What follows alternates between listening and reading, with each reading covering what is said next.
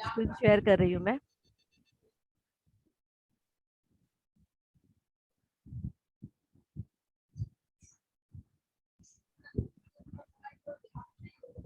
Screen share दिख रहा है?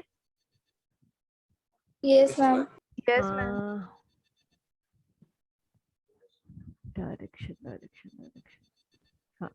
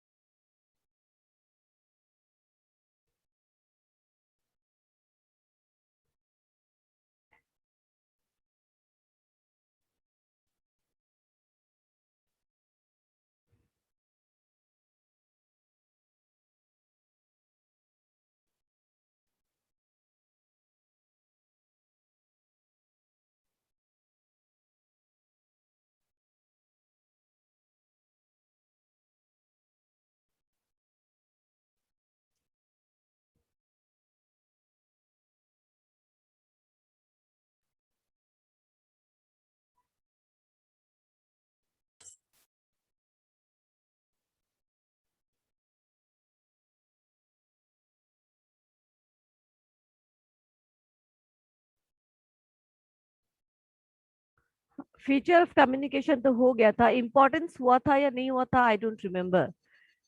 बताएंगे कोई?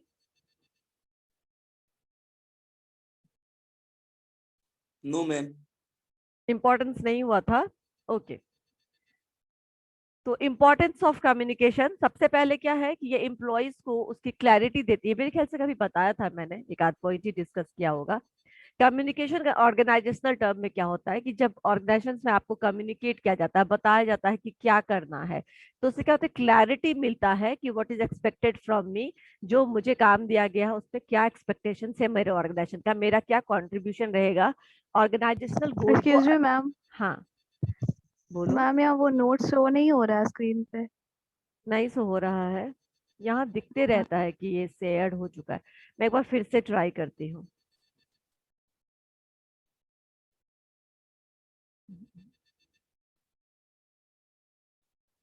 हुआ है अभी। हाँ हाँ,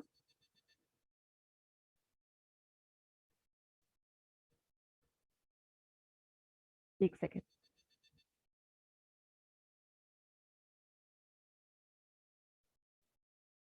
अब हो रहा है? Yes ma'am. Yes ma'am. ठीक है। तो कम्युनिकेशन क्या है, एम्प्लॉयज को ये समझने में हेल्प करता है कि आपसे क्या, आपका जो रोल है, आपका जो ड्यूटीज है, आपसे जो एक्सपेक्टेशन है ऑर्गेनाइजेशन का, वो क्या है, और फिर उसको परफॉर्म करने में उन्हें हेल्प होता है, आसानी होता है। मैं आपको अपने ऑफिस में रिक्रूट कर लूँ, ठीक है ना, और आप आ जाइए और को बोलो चलो ये कर लो, ठीक है ना, ये तुम्हारा ये काम हो, तुम असिस्टेंट मैनेजर हो एचआर के, फिनेंस के, बस ये कह दिया, आपको पता चलेगा कि कहाँ से काम शुरू करना है। एज ए असिस्टेंट मैनेजर मुझे क्या क्या करना है पता चलेगा?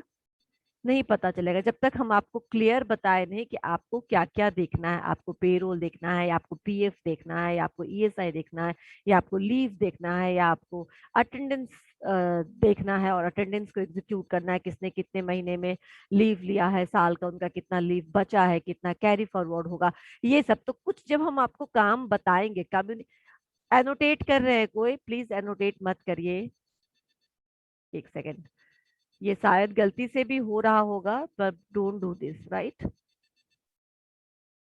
Okay. There are two parties. अब कम्युनिकेशन में हमें पता है दो पार्टीज होती है, एक सेंडर और एक। ओह, ये तो फीचर्स में आ गया। Now it helps in achieving coordination and mutual understanding, which in turn leads to industrial harmony and increased productivity. क्या है ये? आपको किस चीज में हेल्प करती है? जो आपका कम्युनिकेशन है, when you come to know कि मुझे क्या करना है, मुझसे क्या एक्सपेक्टेशन है, तो म्यूचुअल अंडरस्टैंडिंग बढ़ती है। आपके क्लास में कोई भी एक दूसरे से बात नहीं करे तो क्या सपोर्ट या जो हार्मनी है क्लास में वो बना रहेगा? नहीं बना रहे। कोई किसी की हेल्प करेगा, कोई किसी को नोट्स अगर जरूरत है तो देगा। नहीं No, देगा। तो ma'am. Communication leads to what, leads to harmony, और हार्मनी जहाँ पे है वहाँ प्रोडक्टिविटी बढ़े रहेगा। कहते हैं ना कि जिस फैमिली में भाई भाई लोग मिलजुल के रहते हैं वहाँ पे क्या समृद्धि होती है, वहाँ पे सब चीज का अच्छे पॉजिटिविटी होती है, लक्ष्मी का वास होता है। क्यों बोलते? क्योंकि जहाँ झगड़ते रहेंगे या कोई कम्युनिकेशन ही नहीं करेंगे, मुंह फुला के सब लोग अपने अपने घर में बैठे रहेंगे, वहाँ क्या निगेटिव वाइब्स आएगा सबको। सिमिलरली ऑर्गेनाइजेशंस में भी कम्युनिकेशन को इसीलिए किया जाता है ताकि एक तो पहले आपकी अंडरस्टैंडिंग क्लियर हो कि आपको करना क्या है, और जब आप अंडरस्टैंडिंग आपकी हो गई, आपको समझ में आ गया है कि आपको क्या करना है और ये क्यों करना है, ये कैसे कंट्रीब्यूट करेगा ऑर्गेनाइजेशनल गोल्स को अचीव करने में, तो क्या होगा, इससे ऑर्गेनाइजेशन में पॉजिटिविटी होगी, हार्मनी होगा, और ऑल टुगेदर प्रोडक्टिविटी इंप्रूव करेगी। नेक्स्ट है communication improves managerial efficiency and ensures cooperation among the staff, right? So communication क्या करता है? कम्युनिकेशन मैनेजरियल इफिशियंसी को बढ़ाता है। How it can improve managerial efficiency? क्योंकि आपको पता है टॉप लेवल मैनेजमेंट का क्या एजेंडा है, क्या गोल है, क्या विजन है, वो क्या अचीव करना चाहती है, और वो आपको वहां तक आई है। आपने क्या किया? अपने सबॉर्डिनेट्स को ठीक से बताया कि क्या क्या एक्सपेक्टेड है। देखो, जब भी हम काम किसी को डेलीगेट करते हैं तो हमको ये बताना बहुत जरूरी होता है कि तुमको क्या करना है। सिर्फ ओनली डेलीगेशन से क्या होता है, काम नहीं होगा अगर आप कम्युनिकेट नहीं करेंगे तो। सुपरविजन बाद की बात है, सबसे पहले आप उसको बताइए कि करना क्या है। तो क्या होगा, आपके जो टीम मेंबर्स है, आपके जो सबॉर्डिनेट्स है, वो भी अच्छे से काम कर सकेंगे। होगा ऐसा, और ओवरऑल टीम की इफिशियंसी बढ़ेगी, ओवरऑल टीम की प्रोडक्टिविटी बढ़ेगी। तो managerial efficiency through communication. Manager का क्या काम है? कम्युनिकेट करना, मोटिवेट करना, काम करवा के लेना, उसको फिर रिवॉर्ड करना। तो ये सारी इफिशियंसी आपकी बढ़ेगी अगर आप में कम्युनिकेशन स्किल अच्छा है तो। मैं एक बार और बता दूं कि कई बार हम क्या करते हैं ना, we are good in doing things but we are not good in making others do the same thing. कई बार हमको लगता है चलो मैं खुद कर लेता हूँ, कौन जो इतनी देर बोलेगा, उससे अच्छा है कि हम खुद काम खत्म कर ले, खुद से अपना काम कर ले। होता है ऐसा बहुत लोग, क्यों? क्योंकि वो कहीं ना कहीं उनको जो लगता है कि हम दूसरे को उतने अच्छे से नहीं समझा सकेंगे, या इतना हम टाइम नहीं दे पाएंगे समझाने के ऊपर, तो इसलिए अच्छा है कि खुद ही काम करके खत्म कर लिया जाए। लेकिन एक ऑर्गेनाइजेशन में ऐसे नहीं चलेगा, मैनेजर ऐसा नहीं कर सकता है कि सारा काम खुद कर ले। तो वहां पे उसके लिए कंपलसरी है कि वो कम्युनिकेट करे, वो टास्क असाइन करे, लोगों के बीच में डेलीगेट करे अपने ड्यूटीज को, और उनसे काम करवा के ले। तो इससे क्या होता है, जितना अच्छे से वो कम्युनिकेट करेंगे, जितने अच्छे से वो डेलीगेट करके उसको काम को समझाएंगे, उतना ज्यादा उनकी इफिशियंसी या उनके टीम की इफिशियंसी बढ़ेगी, और कोऑपरेशन होगा। यानी हायरार्कीज के बीच में जो सीनियर्स हैं और जो सबॉर्डिनेट्स हैं, उनके बीच में कोऑपरेशन बढ़ेगा, यानी वो एक दूसरे को ज्यादा कोऑपरेट करेंगे। जब किसी की प्रॉब्लम समझेंगे तो कोऑपरेशन बढ़ता है, जब किसी की प्रॉब्लम नहीं समझेंगे और अगर वो कुछ भी करता है तो कभी कभी हमको उसमें भी उल्टा सीधा लगता है कि ऐसे क्यों कर रहा पता नहीं, मिसअंडरस्टैंडिंग, ठीक है ना, आजकल बात नहीं कर रहा पता नहीं, आजकल अपने अपने में रहता है, वो किसी से बात ही नहीं करता। This is what. तो आपको कॉपरेशन नहीं बढ़ेगा। ये बॉस है ना, किसी को पूछता नहीं, बस काम देता है और अपने केबिन में बैठा रहता है। तो उतना वो जो बिलोंगिंगनेस है वो क्रिएट नहीं होगा। लेकिन अगर आप में, आपके बीच में आपके जो मैनेजर है वो आपको रेगुलरली आपसे कम्युनिकेट कर रहे हैं, आपको टास्क दे रहे हैं, आपको मोटिवेट भी कर रहे हैं, तो क्या होगा, जो बॉन्डिंग है, जो अंडरस्टैंडिंग है, वो ज्यादा होगी। ठीक है ना? और यही चाहिए कॉपरेशन के लिए। इफेक्टिव कम्युनिकेशन हेल्प्स इन, ये स्पेलिंग गलत है, मोल्डिंग। मोल्डिंग मतलब क्या? मोल्ड मतलब चेंज करना, ठीक है ना। Moulding attitudes and building up employees moral, ठीक है ना। कम्युनिकेशन किस चीज में हेल्प करती है? तो कोई अक्षर है, कोई एम्प्लॉय है जो अक्षर है, किसी की सुनता नहीं, अपने मन से करता है, करता बहुत अच्छा है, स्किलफुल एम्प्लॉय है, हम इतनी अच्छे अच्छे इतने आसानी उसको जाने भी नहीं दे सकते, क्योंकि वो हमारे लिए जिस काम के लिए हमने उसको रखा है, उस काम में वो इफिशियंट है, बहुत स्किलफुल है। तो स्किलफुल एम्प्लॉय को ऑर्गेनाइजेशन नहीं छोड़ना चाहती है। तो अच्छा तो है, लेकिन अब इस एटीट्यूड को कैसे हम मोल्ड करें? वो सबसे खरा रफली बात करता है, उसके जरा सा भी अच्छे से बात नहीं करता किसी से, या अच्छे से ट्रीट नहीं करता, या एटीट्यूड है निगेटिवली हर पॉइंट को प्रोजेक्ट करने की कोशिश करता है। अब ऐसे लोगों को जितना ज्यादा आप कम्युनिकेट करोगे, जितना ज्यादा आप उनको पर्सनल पर्सनली ले जा करके समझाओगे कि ये है वो है, तुम ऐसे करते हो, तुम और भी अच्छा कर सकते हो, हम तुम्हें ये रास्ता दिखाएंगे, ये ग्रोथ का ऑप्शन देंगे, धीरे धीरे करके। अगर if you keep communicating, if you keep them soothing, ठीक है ना, कम्युनिकेशन से क्या होता है, एक सूदिंग इफेक्ट आता है उस पर कि ठीक है मुझे ये समझाया गया, आगे से मैं ये कोशिश करूंगा। तो उसके क्या होता है, एटीट्यूड को चेंज करने में, मोल्ड करने का मतलब होता है चेंज करने में, धीरे धीरे आप उसके एटीट्यूड को चेंज करने में हेल्प कर सकते हैं थ्रू कम्युनिकेशन। और इससे क्या होगा, एम्प्लॉयज मोटिवेटेड रहेंगे, एम्प्लॉयज का मोरल भी बढ़ा रहेगा। समझ में आया एटीट्यूड कम्युनिकेशन? अच्छा, घर में ही कोई बच्चा बदमाशी करता है, उसको बात करना सब लोग छोड़ दो, उसको एकदम नेग्लेक्ट करो, एकदम से उससे ट्रीट नहीं करो अच्छे से, तो क्या वो अच्छा होगा या और खराब होता चला जाएगा? जल्दी। खराब हो जाएगा और वो। खराब हो बिल्कुल जाएगा। बिल्कुल। तो इसी तरह ऑर्गेनाइजेशन में कोई काम में अच्छा है लेकिन उसका एटीट्यूड ठीक नहीं है, उसको किसी चीज को देखने का जो पॉइंट ऑफ व्यू है वो निगेटिव है या नेगेटिविटी बढ़ा रहा है, तो जितना आप उनसे बात करेंगे, जितना आप उनको कन्विंस करेंगे, धीरे धीरे, तुरंत नहीं, एक साथ नहीं, धीरे धीरे उनका एटीट्यूड आपके प्रति पॉजिटिव होता चला जाएगा, ठीक है ना। अगर आप उनके गलतियों को माफ करके उनको और अवसर देंगे, तो स्लोली एंड ग्रेजुअली वुड को भी लगेगा कि वो गलत कर रहा है और उनको कैसे अब काम उनसे कैसे एक्सपेक्टेड है और किस तरीके से करना चाहिए।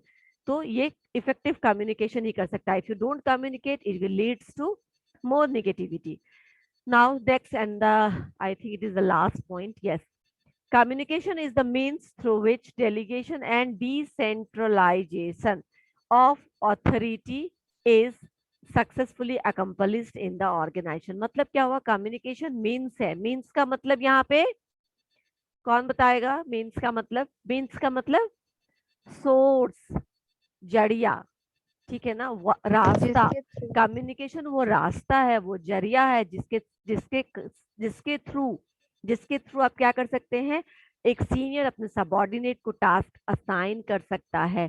अगर अर्पिता को कुछ करवाना है अपने क्लास में या सरस्वती पूजा की तैयारी में या कोई भी एक्टिविटी में, अगर हमारा होली इवेंट होने वाला था जो नहीं हो पाया गवर्नमेंट के रेगुलेशंस के कारण, अगर कुछ करवाना है तो क्या करेगी, वो डेलीगेट करेगी ना, या सारा काम खुद ही कर लेगी?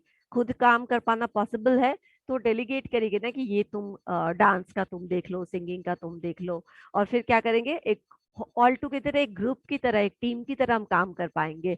तो कम्युनिकेशन एक जरिया है जिससे आप अपने काम को डेलीगेट करते हैं, अपने जूनियर्स को या अपने कलीग्स के बीच में असाइन करते हैं, डिस्ट्रीब्यूट करते हैं, और डिसेंट्रलाइजेशन पॉसिबल होता है। क्योंकि डिसेंट्रलाइजेशन और सेंट्रलाइजेशन में यही इफेक्ट है कि सेंट्रलाइजेशन में सारे ऑर्डर्स या डिसीजंस एक ही पॉइंट पे ले जाते हैं, जबकि डिसेंट्रलाइजेशन में थ्रू आउट द ऑर्गेनाइजेशन थोड़े बहुत पावर डिसेमिनेट किए जाते हैं, डिस्ट्रीब्यूट किए जाते हैं, ताकि हर एक पॉइंट पे थोड़ा बहुत डिसीजन मेकिंग रहे, वो भी आपको मोटिवेट करके रखता है। तो कम्युनिकेशन के थ्रू ही ये हो सकता है।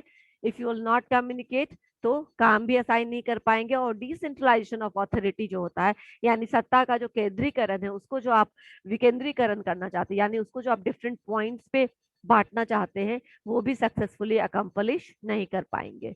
ठीक है, इंपॉर्टेंस समझ में आया? सिंपल था, राइट? Yes ma'am. आगे बढ़े, ठीक है। ये है मैम प्रोसेस ऑफ कम्युनिकेशन। चलो, प्रोसेस ऑफ कम्युनिकेशन में ये आपको डायग्राम मैंने बता दिया। सबसे पहले कैसे होता है, सेंडर होता है, जैसे कि अब अपने हमारे बीच का कम्युनिकेशन अगर हम लोग ले तो क्या है, सेंडर हूं मैं, ठीक है। मैं क्या करती हूँ, अपने मैसेज को इनकोड किया है इस प्रेजेंटेशन के थ्रू या इस पीपीटी, सॉरी पीपीटी भी इसको नहीं बोलेंगे, पीडीएफ बोलेंगे। इस पीडीएफ के थ्रू मैंने अपने मैसेज को, जो भी मुझे आपको देना था, वो इनकोड किया है, लिखा है। साथ ही साथ मैं बोल के भी, रिटन एंड ओरल दोनों ही तरीके से मैंने अपने मैसेज को इनकोड किया है। और अब क्या किया है, ये मैसेज आप तक जा रहा है, यानी हम और आप कनेक्टेड हैं, आप मुझे सुन पा रहे हैं, आप इस इमेज को देख पा रहे हैं, तो ये मैसेज है। और अब आप लोग रिसीवर हैं, आपको ये मिला ओरली इनकोडेड, उसके बाद रिटन वे में इनकोडेड जो भी मेरा मैसेज है, that you received. Now what you wanted to do, you try to understand this image, you are trying to understand this diagram. तो इस डायग्राम को आप समझने की कोशिश कर रहे हैं और मैं आपको सपोर्ट कर रही हूँ इसको समझाने में, ठीक है ना, कि कैसे मैं सेंडर हूँ, कैसे मैंने इनकोडेड किया है, रिटन में ये सारे इनकोडेड हैं, और साथ ही मैं आपको बोल के भी फैसिलिटेट कर रही हूँ ताकि आपको समझ में आए, समझाने का काम करें। फिर मैसेज है, ये मैसेज आप तक गया, आपने इसको रिसीव किया। Now what you are doing, you are decoding. what you are doing, you are decoding, यानी you are trying to understand what is encoded here, वो क्या कहना चाह रहा है ये मैसेज, ठीक है, वो आप डिकोड करने की कोशिश कर रहे हो, समझने की कोशिश कर रहे हो। And once you decoded it successfully, मैं जो आपको बता रही हूँ अगर ये आपको सही सही समझ में आ गया तो आप मुझे फीडबैक दोगे, यस मैम अंडरस्टूड, या मैं कुछ क्वेश्चन पूछती हूँ तो आप उसका जवाब देते हैं। अगर आपको नहीं समझ में आता है तो आप डाउट बताते हैं कि नहीं ये नहीं समझ में आया मैम, एक बार फिर से रिपीट करिए। दोनों ही कंडीशन में वो फीडबैक हुआ और वो मेरे पास आया और मैंने फिर से कोशिश की आपको वो चीज एक्सप्लेन करने की। इस तरीके से कम्युनिकेशन एक कॉन्टिन्यूस में चलते रहने वाला प्रोसेस है। समझ में आया? Yes ma'am. ठीक है। Yes ma'am. कई बार ये कोड फिर मैसेज, से बता दिए मैम। मैं फिर से बता रही हूँ, कई बार जो मैसेजेज होते हैं ना वो स्पष्ट होते हैं। जैसे अभी हमारे क्लासरूम में जो मैसेजेज है वो बहुत क्लियर है, वो आपके पास रिटन फॉर्मेट में है और मैं आपको ओरली बता भी रही हूँ तो बहुत क्लियर है। लेकिन कई बार क्या होता है, कोई भी मैसेज हिडन होता है, ठीक है ना, यू हैव टू अंडरस्टैंड कि ये मैसेज क्या है। मैं एक एग्जाम्पल दे रही हूँ अभी आपको, एक सेकेंड का मुझे टाइम दीजिएगा, मैं फिर से शेयर करूंगी, एक सेकेंड। मैं दोनों ही तरीके का इनकोडिंग, इनकोडिंग कुछ भी हो सकता है, सिंपल से simple, if you write letter, if you text somebody, तो आप क्या कर रहे हो कि आप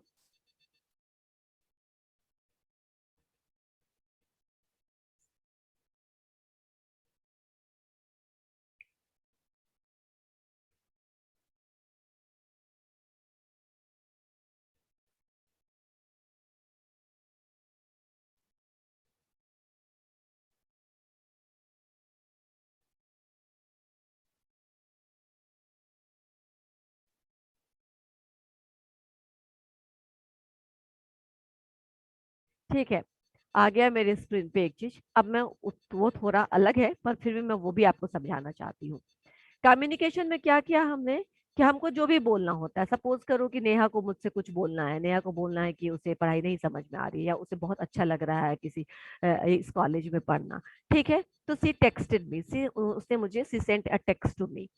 क्या हुआ, उसने अपनी फीलिंग्स को वर्ड्स के रूप में मुझ तक भेजा। उसने जो भी इस्तेमाल किया होगा, उसने शब्दों का इस्तेमाल किया होगा, उसने इमोजीज का इस्तेमाल किया होगा, I like, this is emoji, हाँ, I like the way you teach, right, ये हो सकता है। I don't like the way you teach, dislike, right.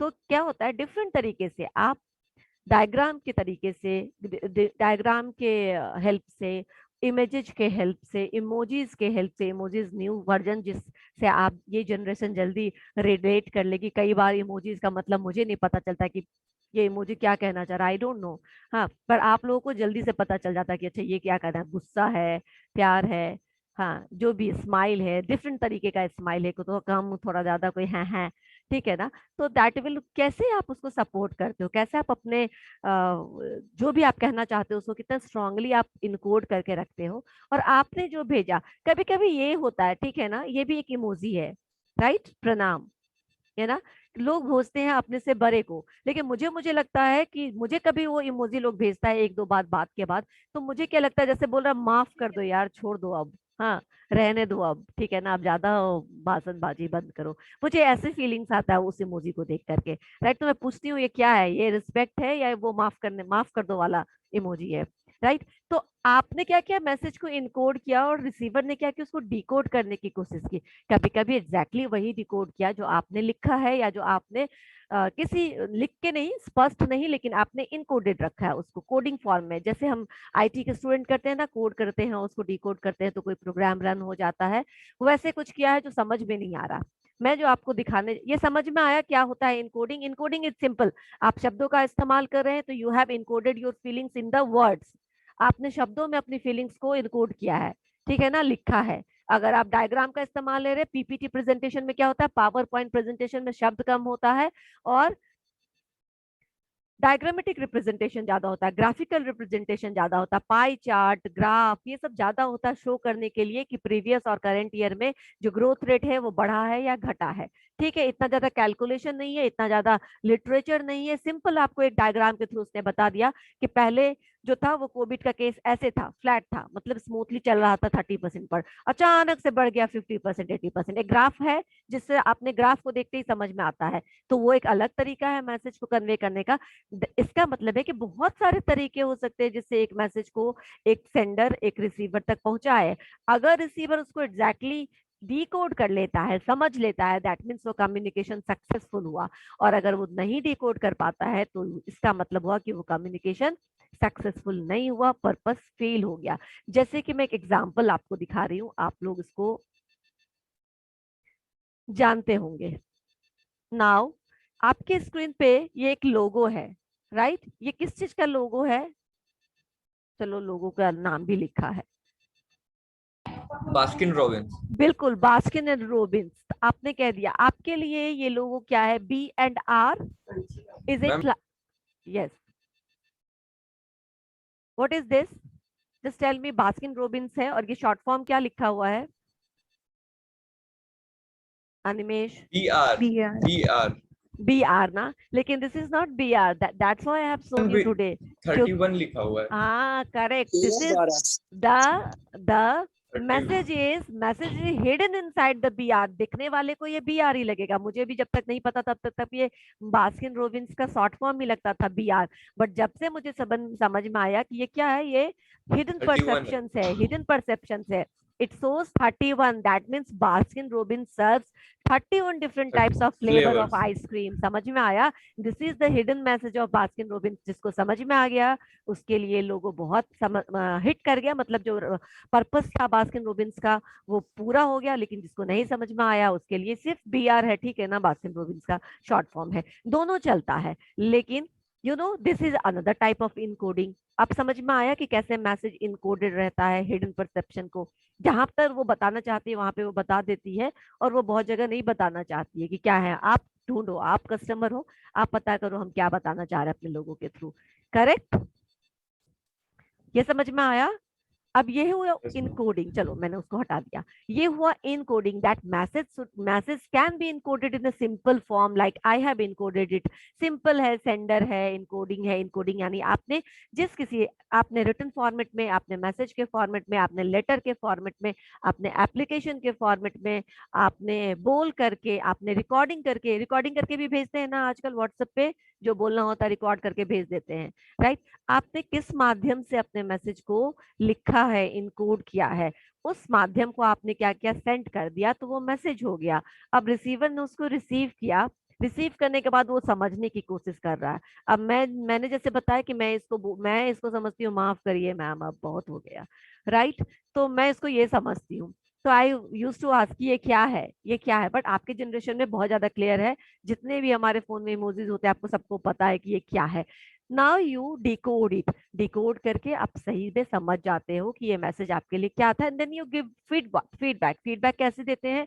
जब आप रिप्लाई करते हैं तो सेंडर रिसीव करता है और वो समझ जाता है कि मैंने जो कहना चाहा वही मेरे रिसीवर ने रिसीव किया या कुछ गलत रिसीव कर लिया। अगर कुछ गलत रिसीव कर लिया तो मिसअंडरस्टैंडिंग हो जाती है और आप उससे दोबारा से बोलते नहीं, I doesn't mean this, I am not intended to say this, right? मेरा तो मतलब ये था, तुम्हें समझ में नहीं आया शायद, सॉरी, पर मैं तुम्हें हर्ट नहीं करना चाहती थी, वॉटेवर होता है, ऐसे क्लैरिटी होती है। फिर तो फीडबैक के बाद सेंडर को समझ में आता है कि जो मैंने मैसेज भेजा वो सही से लिया गया या नहीं लिया गया। ये सब जगह होता है। क्लासेस में टीचर्स आपको मैसेज भेजती हैं, आपके क्लास में जो भी पढ़ना है आपके सब्जेक्ट में वो समझाती है, और आप फीडबैक के थ्रू बताते हो कि आपको समझ में आया कि नहीं समझ में आया। शॉपकीपर के साथ आप करते हो तो जो सामान आपको मांगना होता है कभी आप दिखा के बोलते हो, कभी कभी नाम नहीं याद आता, मेरे साथ ये अक्सर होता है, मुझे सामान का नाम नहीं याद आता रहता, तो मैं बोलती हूँ वो उस कलर का आता है, जैसे पनीर का एक वेराइटी होता है मैजिक मलाई, एंड उसका पिंक कलर का पैकेट आता है, मुझे वही चाहिए होता है। तो उस तरह से अमूल चाहिए, ये गोवर्धन चाहिए, बोलो नहीं नहीं नहीं, एक पिंक कलर का आता है पैकेट वो चाहिए। बहुत वो ऐसा करके ब्रिक जैसा होता है, बहुत बोलती हूँ तब उनको समझ में आता है इनको मैजिक मलाई चाहिए, राइट? तो आप किसी तरीके से any how you make them understand कि आपको क्या चाहिए, वो समझ लेते हैं आपका मैसेज, फिर वो आपको डिकोड करके वही चीज आपको दे देता है, बोलते हैं, हाँ एग्जैक्टली यही मांग रही थी मैं इतनी देर से। होता है तो आप किसी भी तरीके से अपने मैसेज को कन्वे कर सकते हैं through your words, through your speeches, through your messages और through your gesture, posture, body language, facial expression, आपका मैसेज पहुंच जाता है। समझ में आया? इस डायग्राम में कुछ नहीं समझ में आया तो बोलो, नहीं तो मैं इसी का एक्सप्लेनेशन आगे करने वाली हूँ। और किसी ने पूछा था इनकोड नहीं समझ में आया, अब समझ में आया क्या? यस मैम, समझ में आ गया। समझ में आया ना? ठीक है। इनकोडेड मीन सिंपल, आपने अपने मैसेज को किस भाषा में भेजा है। हाँ अच्छा, एक और बात, सोनी मैम को कन्नड़ नहीं आता, बंगला नहीं आता, तेलुगु नहीं आता। अब आप मुझसे तेलुगु में बात कर रहे हैं तो क्या होगा, मैं उसको इनकोड नहीं कर पाऊंगा। तुमने सिंपल किया है, मैंने इंग्लिश में लिखा है और आपने क्या किया, मुझे कन्नड़ में लिखा है। शब्दों का स्पष्ट स्पष्ट आपने यूज किया है, साफ साफ लिखा है जो भी आपको लिखना था। पर सिंस चूंकि मुझे वो लैंग्वेज नहीं आता तो क्या हो गया, वो मैसेज मेरे पास सही सही नहीं पहुंच, मैं तो लेकर लेटर फिर देखो यार किसी ने क्या लिखा है, इसमें क्या लिखा है, इज इट इम्पोर्टेंट और इज इट टाइम पास, कुछ है क्या इसमें। इसी तरह आप देखते होंगे कि बहुत जगह जहाँ वो होता है, कोई खतरा होता है, लाइक मैंने देखा ट्रांसफार्मर वगैरह के पास अक्सर होता है डेंजर लिखा होता है, डेंजर, DANGER, डेंजर इंग्लिश में, हिंदी में खतरा लिखा होता है। और जिनको पढ़ने नहीं आता है उनको ना डेंजर समझ में आता है ना खतरा समझ में आता है, जो इलिटरेट है। तो क्या वो कम्युनिकेट नहीं करते हैं? जो इलिटरेट है वो भी करते, तो उनके लिए क्या होता है, एक स्केलेटन का चेहरा होता है और दो हड्डी ऐसे होता है, दैट मीन्स कि ये खतरा है, राइट? होता है ऐसे, तो वो भी इनकोडिंग हुआ। अब जो डिकोड करने वाला है, जिस तरीके का आपका ग्रुप है, जिस तरीके का आपका ऑडियंस है, वो उस लैंग्वेज को डिकोड कर लेगा। समझ में आया? इसीलिए ट्रैफिक सिग्नल पे लाल हरा पीला होता है, कि अगर आपको नहीं भी समझ में आता है, स्टॉप इंग्लिश में आप नहीं पढ़ सकते हैं, वेट नहीं पढ़ सकते हैं, स्टार्ट नहीं पढ़ सकते हैं, तो यू कैन अंडरस्टैंड कि लाल रुकने के लिए है, येलो वेट करने के लिए, मतलब जाने की तैयारी करो, अब आपका टर्न आने वाला है उसके लिए है, और ग्रीन जाने के लिए है। तो कलर्स का यूज करते हैं, डायग्राम का यूज करते हैं। देखा कितने ट्रेडिशनल, कितने पहले से हम लोग ये सब यूज कर रहे हैं कम्युनिकेट करने के लिए। आप समझ में आया? ये सब क्या है, ये सब इनकोडिंग है। मैसेज को इनकोड कर रहे हो, तुम बता रहे हो आगे वाले को कि ये मैसेज ये बोलना चाह रहा है, और रिसीवर समझ लेता है, चाहे वो पढ़ा लिखा हो चाहे वो इलिटरेट हो। समझ में आया अब अच्छे से? Yes, ma'am. Yes okay, ma'am. थोड़ा अटेंडेंस ले लेते हैं पहले।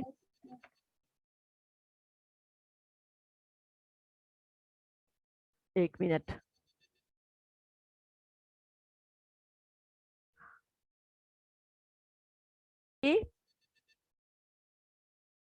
Four, 5, 6, 7, 6 ma'am, present ma'am. Okay, 6 present, 7, 8, 9, Yes, ma'am. 10, 9. 10, 11, 12, 13, 14, 15, 16, 17, 18, Yes, ma'am. 19, 20, 21, yes ma'am. 22, 22, 23, 24, 25, Present, ma'am. 25, 26, 27, 28, 29, 30, yes ma'am. 31, 32, 33, 34, 35, 36, 37, 38, 39, 38, 38. 39, 40, 41, yes ma'am. 42, ma'am 40। 41 है क्या? No, 42, 43, No, ma'am. 40. Yes, ma'am. 43. 44, 45, Yes, ma'am. 45, 46, 47, Yes, ma'am. 48, 49, 50. Present, ma'am. Okay. 49. 50, 51, Yes, ma'am. 52, Yes, ma'am. 53, Yes, ma'am. 54, Yes, ma'am. 55, 56, Present, ma'am. 57, 58, 59. 59 is present. 60, 61, Yes, ma'am. 61. 61, Yes, ma'am. 62, 60 है कि Present, नहीं? ma'am. Is there 60? 60 नहीं है. 61 है. हाँ ठीक है, 1 हो गया. 62, Present, ma'am. 63, 64, 65, Ma'am, 66. 64. ओके 64 हो गया. 65 और 66. 66. 66, 67, 68, 69, 70, 71, 72, Present, ma'am. 73, Yes, ma'am. 74, 75, 76, 77, 78, 79, 80, Present, ma'am. 81, Present, ma'am. 82, 83, 84. हो गया? ठीक.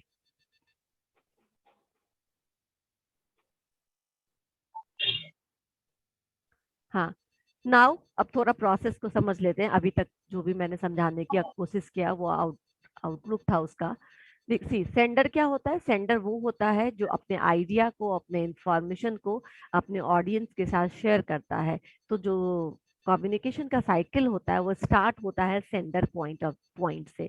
ठीक है ना? It always started from the sender point, जो वो कम्युनिकेट करना चाहता है, जो वो आगे बताना चाहता है. तो व्हेन एन आइडिया और information is generated in sender's mind, sender के दिमाग में जब कुछ आइडिया या कुछ इंफॉर्मेशन आता है तो वो कम्युनिकेट करता है अपने रिसीवर के साथ, और इस तरीके से साइकिल शुरू होता है.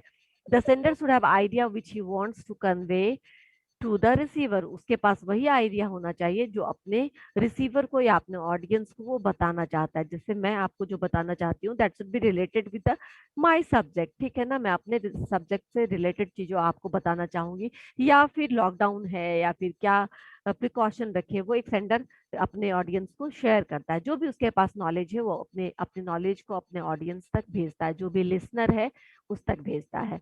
इनकोडिंग मतलब क्या हुआ? Sender can not convey his idea until he gives some form. अब समझे? सम फॉर्म यानी आप अपने आइडियाज को, आप अपने फीलिंग्स को कुछ तो रूप दीजिएगा. या तो वो शब्दों का रूप होगा, या तो वो गेस्चर का रूप होगा, या वो शेप का रूप होगा जो मैंने बताया, खतरा, डेंजर में एक शेप का हम इस्तेमाल करते हैं. या फिर वो कलर का यूज करेंगे हम, कि बहुत सारे केमिकल इंडस्ट्रीज में कलर्ड रहते हैं सिलेंडर अलग अलग, या कलर कंटेनर होते हैं अलग अलग, ताकि आपको पता चले कि किसमें डेंजरस केमिकल्स है जिसको खुले हाथों से नहीं छूना है, किसमें है जो बहुत हजार्डस है, किसमें है जो सिंपल केमिकल्स रखे हुए हैं जिसको आप यूज कर सकते हैं. ऐसे भी तो ये सारा कलर कोड, ये क्या होता है? ये आपने वर्बली या फिर शेप के थ्रू या फिर डायग्राम के थ्रू या फिर शब्दों के थ्रू या फिर बोलकर, कैसे भी आप अपने इमोशंस को, आप अपने फीलिंग्स को क्या करते हैं? ढालते हैं, इनकोड करते हैं उसमें, उसको अपने आइडियाज को शब्दों में कन्वर्ट करते हैं. राइट?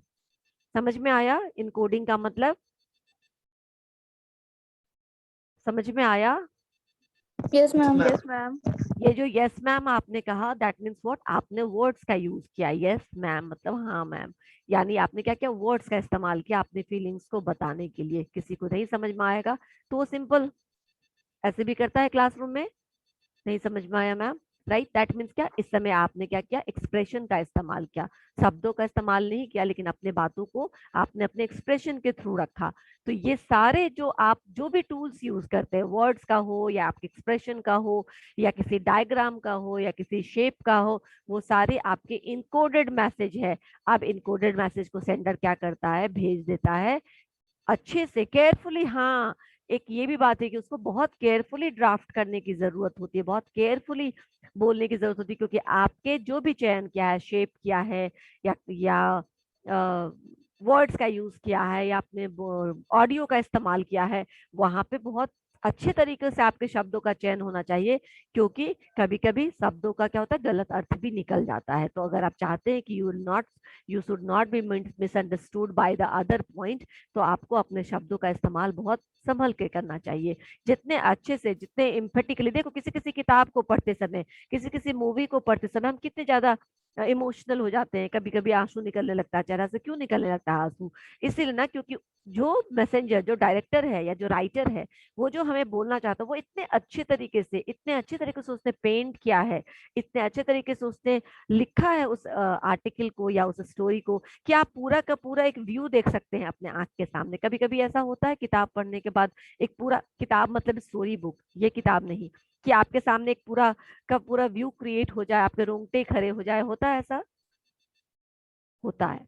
अगर आप बुक्स Yes, ज्यादा ma'am. पढ़ेंगे तो आप फील करेंगे कि ऐसा होता है। या फिर अगर आप मूवीज देखते होंगे तो आपको, जैसे एक मूवी है, कोई भी, अगर आप कोई हॉरर मूवी देखते तो आपको लगने लगा आसपास में ही कोई है, ठीक है ना, आसपास में ही कहीं कोई बैठा है। क्या, कौन नाम है एक उस डायरेक्टर का, नाम मैं भूल रही हूँ, मुझे नाम भूलने का मुझे आदत है।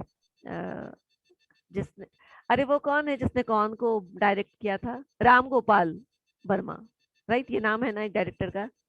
हाँ मैम, हाँ। शोले तो का फर्जी वर्जन बनाया। तो राम गोपाल वर्मा है कि क्या है, आई डोंट नो रिमेम्बर उसका नाम। तो वो जो भी है, उसका कौन मूवी एक देख लो, और मीला मातड़ स्टारर, तुम्हें लगेगा आसपास में ही कोई भूत प्रेत रह रहा है, ठीक है ना, ऐसे लगेगा, इतना ज्यादा डर क्रिएट करता उस मूवी में। This is what they have encoded their feelings. वो जैसा फील कर रहे हैं वो आपको ऐसा फील करवा रहे हैं। अगर एग्जैक्टली आपने वो फील कर लिया, दैट मीन्स कि वो डायरेक्टर सक्सेसफुल डायरेक्टर है। अगर वो ऑथर सक्सेसफुल ऑथर है, वो आपके नब्ज को पकड़ सकता है, वो अपनी बातों को अपने नॉवेल के थ्रू, अपनी स्टोरीज के थ्रू आपके दिमाग में डाल सकता है। This is what encoding means. कभी कभी जो नॉवेलिस्ट होते हैं वो अपनी कहानियों के थ्रू, जो कार्टूनिस्ट होते हैं वो अपने कार्टून के थ्रू, देखते हो एक से एक सटायर, एक से एक कार्टून। तो इससे क्या होता है, will come to know, satire है, व्यंग है, तो हम उस व्यंग को समझ पाते हैं, ऐसा होता है। तो इनकोडिंग किसी भी तरीके से कर सकते हैं आप मैसेज को, जिस तरीके से वो एक पॉइंट से आपके दूसरे सेंटर रिसीवर पॉइंट तक पहुंच जाए और एग्जैक्टली उसी